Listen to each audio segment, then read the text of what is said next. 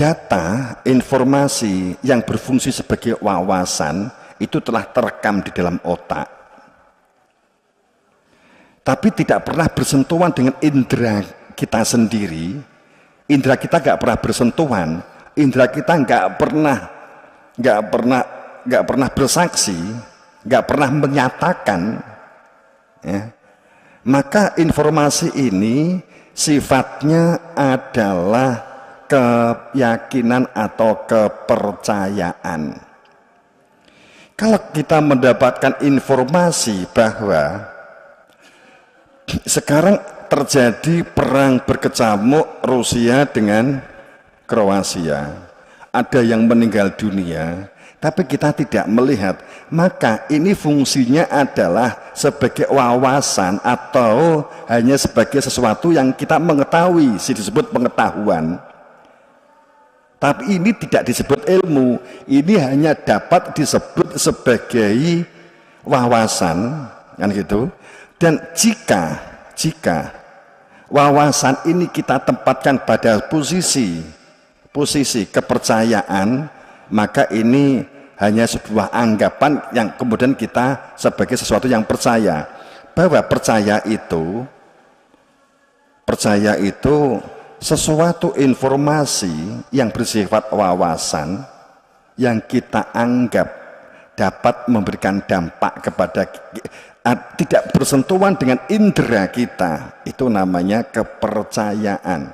Dan kepercayaan bersifat relatif, bersifat kemungkinan, bisa kemungkinan benar, bisa kemungkinan salah. Kemungkinan yang besar apa? Salah, gitu loh.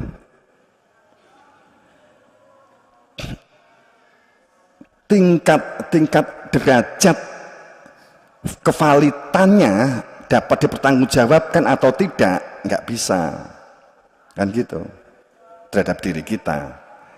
Sifat saat tafsir kira-kira, karena nggak mengenal persis. Pada saat kita mendapatkan informasi atau berita kita rekam di dalam otak, kemudian kita anggap itu kebenaran, maka itu sifatnya kepercayaan. Itu sifatnya sebagai pengetahuan. Sedang yang dibutuhkan dalam kebenaran itu adalah ilmu. Saya ulang, yang dibutuhkan berada di dalam kebenaran itu adalah ilmu. Yang dibutuhkan untuk tentrem itu ilmu. Yang dibutuhkan untuk merdeka itu ilmu. Yang dibutuhkan untuk pendidikan kesadaran itu ilmu. Ilmu itu mensyaratkan satu, terstruktur. Ilmu itu terstruktur. Ada secara natural, ada unsur, ada imam, ada pimpinan, ada pengikut, ada jamaah. Antara yang imam, pimpinan dengan pengikut, yang ditahu ini sama, tujuannya sama, yang diketahui tentang hakikat sama, kemudian bersifat objektif. Jadi itu ilmu itu bersifat objektif, objeknya yang berbicara. Saya kembali, kalau anggapan kapan disebut sebagai wilayah kepercayaan? Saat kamu punya pemikiran diri kamu masing-masing memiliki opini yang satu dengan yang lain berbeda dan sama-sama tidak bisa membuktikan, dan tidak bisa semua orang itu ngelakoni. Contoh Lailatul Qadar. Saat Lailatul Qadar seharusnya bersifat ilmu, tapi ini berhenti pada hanya kepercayaan. Pada saat ternyata setiap orang tidak bisa melakukan, padahal dia ingin. Sudah iktikaf di juru masjid, yang satu dapat batu, yang satu tidak, karena batu itu dianggap dia telah memperoleh Lailatul Qadar. Saat dia itu silon iktikaf di juru masjid atau di juru gua atau di kuburan, biasanya kalau pas tanggal malam 17 itu masjid ramai untuk memperoleh Lailatul Qadar, laut juga ramai untuk memperoleh Lailatul Qadar, gua-gua juga ramai untuk memperoleh Lailatul Qadar, kuburan-kuburan juga ramai untuk memperoleh Lailatul Qadar. Biasanya begitu. Biasanya. Ya kita berdoa semoga dalam pencerahan dan dapat Lailatul Qadar walaupun dalam perspektif mereka. Apakah setiap orang yang ke kuburan itu untuk Lailatul Qadar? Belum tentu, karena yang dapat akik tidak semuanya peserta tahlil di kuburan itu. Karena untuk kelotak batu akik, wah saya dapat Lailatul Qadar, yang satunya nggak dapat. Yang satunya dapat batu bisa menyembuhkan, yang satu tidak. Kalimat di dalam Al-Quran wa ma'adrokama itu maknanya apa? In anzalna fi Lailatul Qadar wa ma'adrokama Lailatul Qadar, apa yang disebut dengan Lailatul Qadar? Kalimat adrokama Lailatul Qadar itu menunjukkan bahwa setiap orang itu bisa menempuhnya dan memperolehnya. Itu sindiran, oloan, culekan, tonyoan, tonjoan, saduan, goblokan, begitu loh. Kalimat mana atrokama Lailatul Qadar, ngerti tak kowe itu apa toh dari Lailatul Qadar? Gak begitu. Tahukah kamu apa itu si Lailatul Qadar itu? Ngerti yo.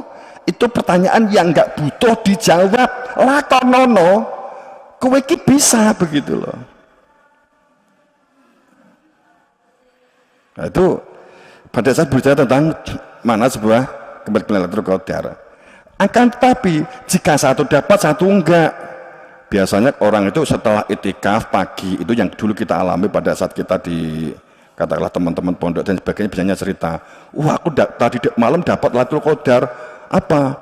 Saya lihat cahaya, dulu cahaya di kono katanya dapat Lailatul Qadar. Terus wah saya tiba-tiba tidur tuh kayak ditempeleng, itu ada. Terus no. Gitu. Itu ya Pak, makanya itu namanya keyakinan, bukan ilmu. Kalau ilmu itu objek, setiap orang dapat mengalami, kemudian manfaat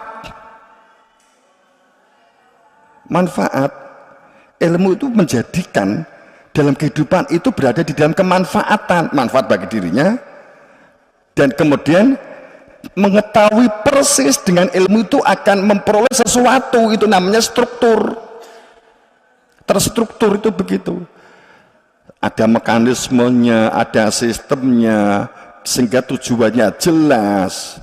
Tujuan itu untuk apa itu menjadi jelas, menjadi gamblang. Gitu. Makanya kan kalimatnya kan wal malaikatuh, artinya bahwa kalau menyebut malaikat berarti punya guru. Saat malaikat diminta sujud kepada Adam, gurunya para malaikat Nabi Adam saat itu kan begitu, sujud fasudu ila Adam, sujud kepada Adam. Yang patuh, tunduk, taat, mengenal Tuhan, mengenal utusan disebut sebagai perilaku malaikat. Wal malaikatu waruh, dan kesadaran kehidupan itu. Maka itu kalau kita berbicara tentang hal apa wawasan. Nah, kalau ilmu itu siapa pun bisa menempuh gitu loh. Siapa pun bisa menempuhnya. Dia tidak tahu, maka ini dolim. Berbicara tentang Tuhan, tentang Allah, tapi tidak kenal Tuhan, tidak kenal Allah, ya kita bisa dolim begitu loh. Logikanya kan begitu gitu, logis banget. Coba nek berperihal Allah, perihal berbicara tentang tauhid, perihal surga neraka, itu kan nggak tahu sistemnya ya. Tapi kalau kita coba kita geser ngomong bengkel, kita ngomong bengkel, kowe nyeneni orang sing duwe motor umpamanya begitu, kamu memarahi, gimana kamu tuh punya motor, seharusnya motor itu begini, ada bautnya ini, ada CDI-nya ini, sekarang CDI-nya kalau matic menjadi ini. Kamu harus tahu itu ada arus yang disebut anoda, ada dioda, tekan dindi, itu enek osmosis wes. Kita mengukur-ukur kan. Terus tanya, Mas jenengan tahu tentang motor? Tahu. Pernah buka bengkel? Enggak. Tahu tentang oli? Enggak.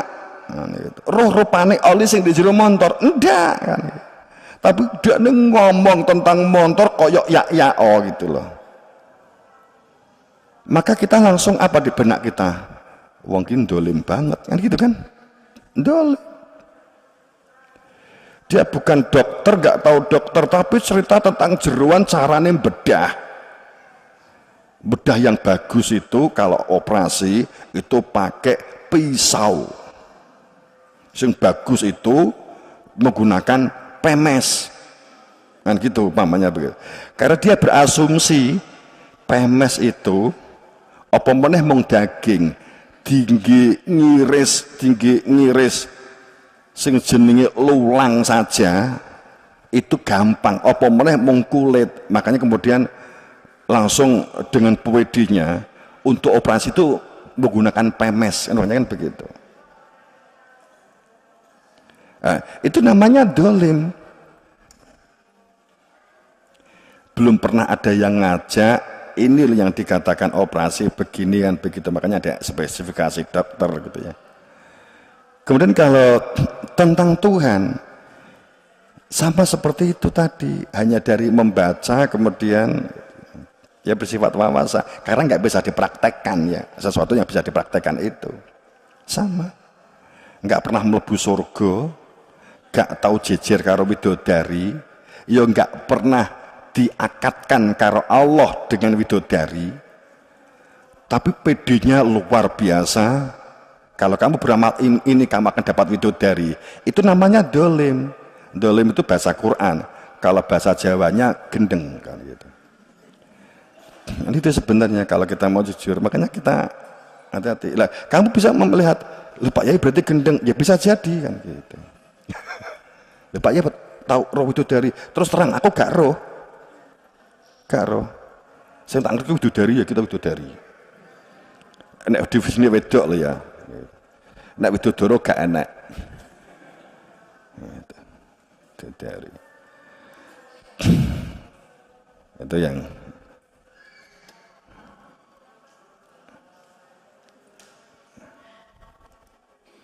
jadi makanya itulah tadi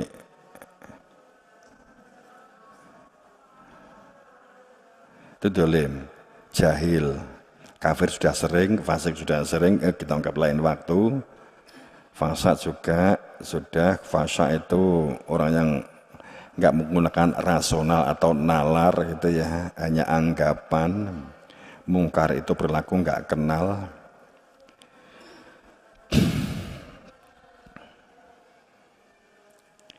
Untuk berposisi menjadi orang-orang yang bertakwa, dengan sebenarnya takwa, modal awalnya adalah menjadi pendengar. Sam'a itu mendengar dan menyimak karena ada yang berbicara yang hak, wenang dan sah, yang tahu persis, maka itu asam'i wa ta'at, dalam sebuah ketaatan, ta'amaro, jelas bahwa tidak disebut bid'ah itu adalah terhadap kamu sebagai hamba itu saat ta'amaro, saat berhadap-hadapan dengan yang memerintah, hak sah dan wenang, sebagai nadhiron, mundir ya, sebagai dalam fungsi nadhiron. Kemudian ada fungsi al-hadi, mahdi, fungsi al-hadi. Ini pada saat kita ta'amaro alaikum, ada memerintah, tapi ini bukan maknanya pemerintah. Di sini bukan maknanya presiden, menteri, bupati, bukan. Presiden itu SK-nya lagi tahun 45, terus dicocok logi, berarti bahwa pimpinan daerah itu amir, engko dhisik biyen gung enek presiden. Saat hadis ini muncul itu rong enek bupati, rong enek gubernur, rong enek kepala desa. Terus sing dikarepne Nabi saat berhadis ini, apakah berarti presiden sekarang terus kemudian atau presiden yang lain-lain atau bupati atau menteri? Enggak, ini enggak ada kaitannya blas. Tapi bukan berarti mana apa-apa loh ya. Ini kan fakta saja, saya ngomong tentang fakta. Gak ada kaitannya. Kemudian dikatakan umaro itu adalah pemerintah. Enggak ada kaitannya. Rusak itu dinilai saya gigi. Kemudian apa saya tentang ini? Enggak, ini bukan itu maksudnya. Posisinya bukan di situ. Kalau kalimat itu adalah umaro dalam pengertian ta'amaro alaikum, itu berkaitan, tahu persis tentang akhirat. Kehidupan ini tujuannya adalah kepada akhirat dan tahu persis tentang akhirat. Dari yang hak dan wenang, maka menjadi ta'amaro alaikum abdun. Jangan gunakan hadis ini kemudian tinggi kekuasaan, bubrah, rusak, gendeng. Tapi hadis ini sering digunakan oleh mereka yang digunakan untuk mengambil alih fungsi kekuasaan gitu loh ya. Fa innahu minkum fasyaru ikhtilafa katsira.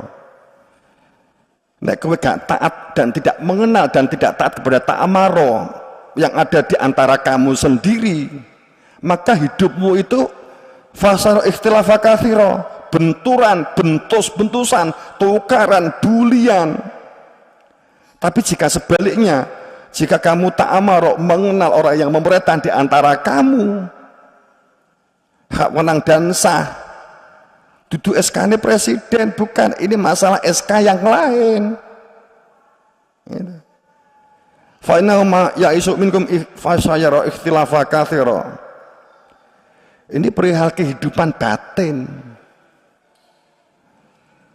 perihal adanya sebuah tatanan ilmu yang menjadikan nurani itu hidup, yang akan menggerakkan cara berpikir yang selamat dan menggerakkan organ dalam melakukan kegiatan-kegiatan jasad lahiriah.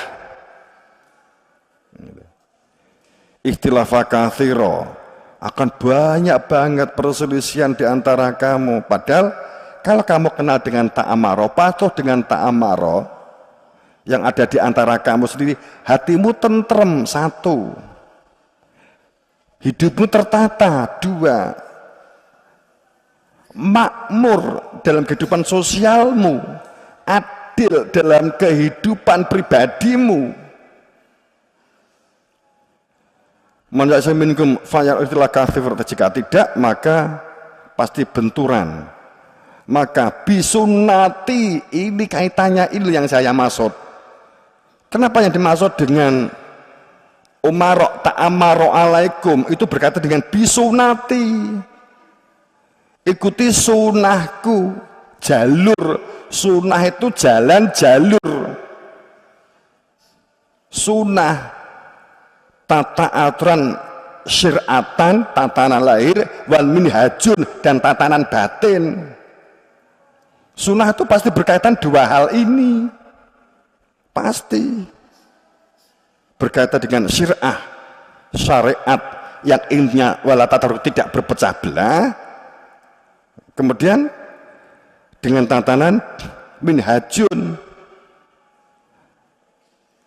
adanya hidayah sebagai terang cahaya, adanya yang disebut dengan hakikat, disebut minhajun. Sehingga kalau masalah Pak Lurah, kemudian Bupati, itu hanya fungsi. Sudah keniscayaan menggunakan akhlak, aturan kehidupan sosial yang intinya ta'amaro dan untuk memajukan semuanya, itu fungsinya. Tapi bukan berfungsi sebagai ta'amaro.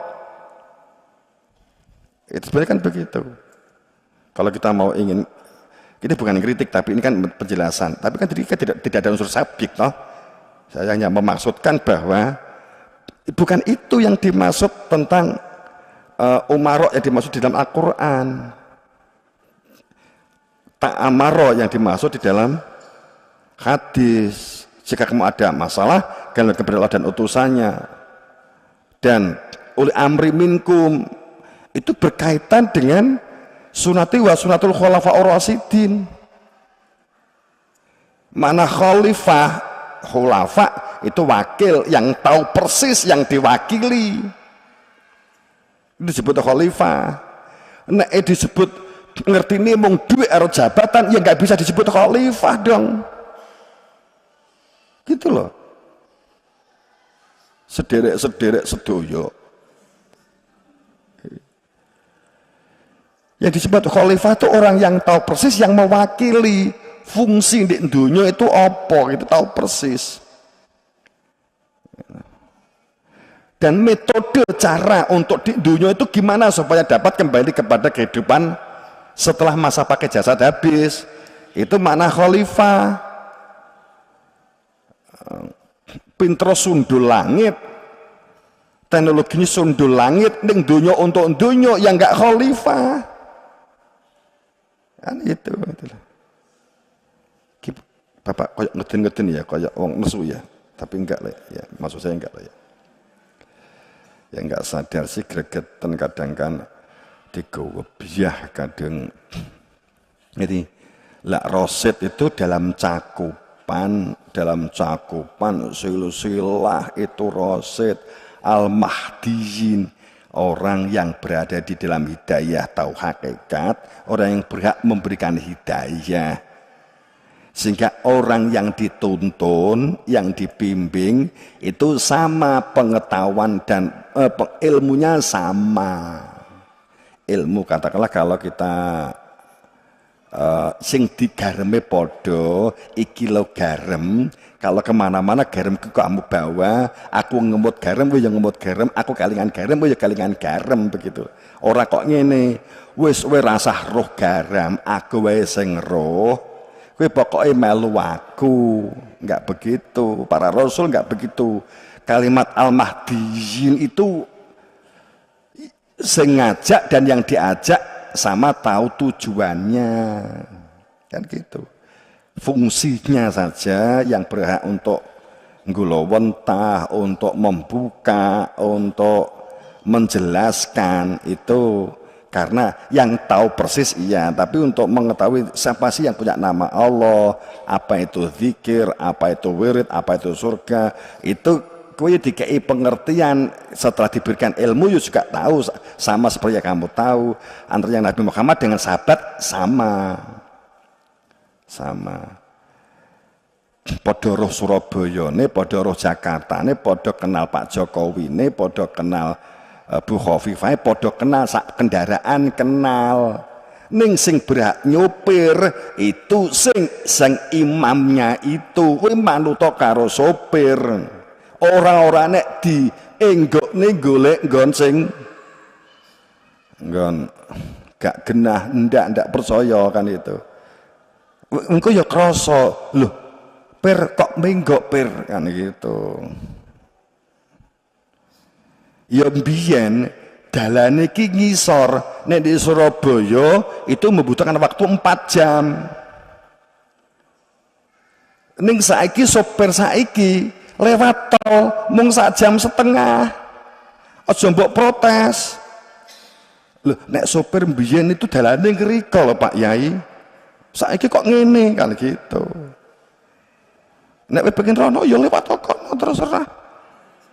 Sebelum tak jak tol ya ben lebih cepet kan gitu toh. Itu apa artinya? Ya syariat atau setiap zaman bisa jadi beda. Jalannya kuwi rusak barang mangga mbok lewati. Habis dibongkar. Ini kan contoh pemakan begitu. Salatnya zaman Nabi mbiyen itu manekes. Zaman Nabi Isa salatnya itu hanya begini. Al-Fatihah, Bismillah. Kemudian baca Qul huwallahu ahad, itu sholatnya. Nek zaman Nabi Zulkifli yang di Buddha sholatnya bersila, tangan melingkar di sini, kemudian di atas dengkul, kemudian zikir huwa. Itu sholat dalam pengertian ritual, semuanya sholatnya sama, sholat itu kehadiran hati ya. Itu al-mahdiyin, adu alaiha binawajid, gigitlah, peganglah. Kalau sebelum kalimat adu itu mestinya mencari dulu, mencari. Nek nunggu tangeh lamun we entuk wis to.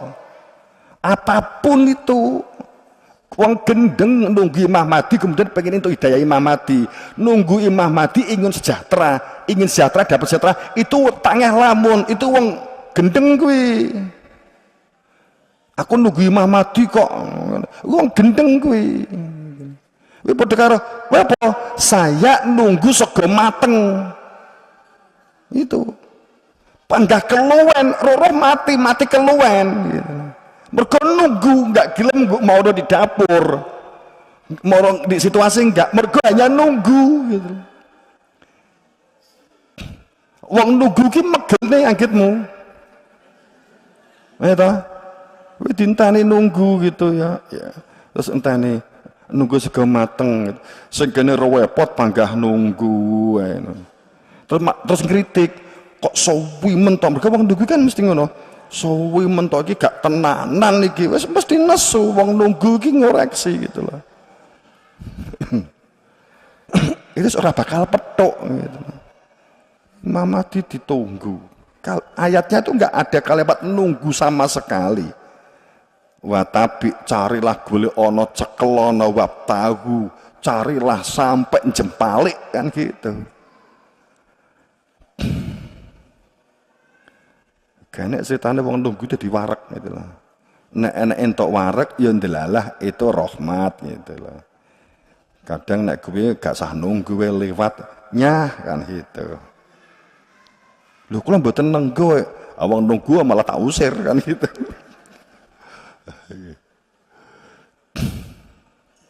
Wong nunggu itu merasa lebih semuci, kemluhur, kemegung. Wa yakum muhtadatil umur, muhtadatil umur. Jadi gigi dengan gigi. Segala sesuatunya urusan itu jika ditambah, urusan itu jika tanpa ta'amaroh. Ini menjadi jelas bid'ah. Jadi bid'ah itu apa? Duduk masalah sholat itu sudah jadi bid'ah gitu loh. Orang perkara tahlil digegeri bid'ah atau enggak, talqin bid'ah atau enggak, bukan itunya gitu. Jadi sholat itu bid'ah. Lah kok bid'ah gimana? Enggak terima bid'ah sholat itu sahune piye? Jadi fawailul lil musallin, cilakane wong sing sholat ning di dalam sholatnya ora enek zikir, atine itu kosong, sholat tapi enggak kenal karo pangeran, sing dieling-eling artine, sing dieling-eling kekuasaane, sing dieling-eling mung sifat-sifate. Allahu Akbar, Allah, gak kenal tapi karo sing duwe jeneng sahune itu dikategorikan wong lalai.